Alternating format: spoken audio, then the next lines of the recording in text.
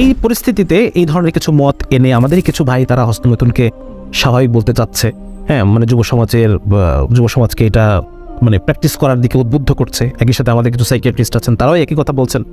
In fact majority doctor এবং psychiatrist তারা এটাকে, যেহেতু প্যারাডাইম এখন এইটা, হ্যাঁ, এখন মানে এই হস্তমৈথুন যে একটা স্বাভাবিক জিনিস, এটার পিছনে রিসার্চে কারা টাকা ঢালতেছে এটা তো আর আমরা ডাক্তাররা জানি না। আমাদের পশ্চিম থেকে যে নলেজটা আমাদেরকে ধরায় দেয়, আমরা হুবহু সেটা তো তাপাকের মতো রিপিট করতেছি, এবং আমাদের নিজেদের কোনো নলেজ নাই, নিজেদের কোনো জ্ঞান উৎপন্ন করার কোনো সুযোগ বা ক্ষমতা কিছুই নেই। যার কারণে পশ্চিম থেকে যেটা আমাদেরকে ধরায় দিচ্ছে আমরা ওই অনুসারে আমরা এটাকে আবৃত্তি করছি। তো যার কারণে এটা একজন সচেতন মানুষ হিসেবে আমাদের প্রতিটা ডাক্তারকে এটা স্টাডি করা দরকার এবং এই বিষয়ে জনমত গঠন করা প্রয়োজন বলে আমি মনে করি।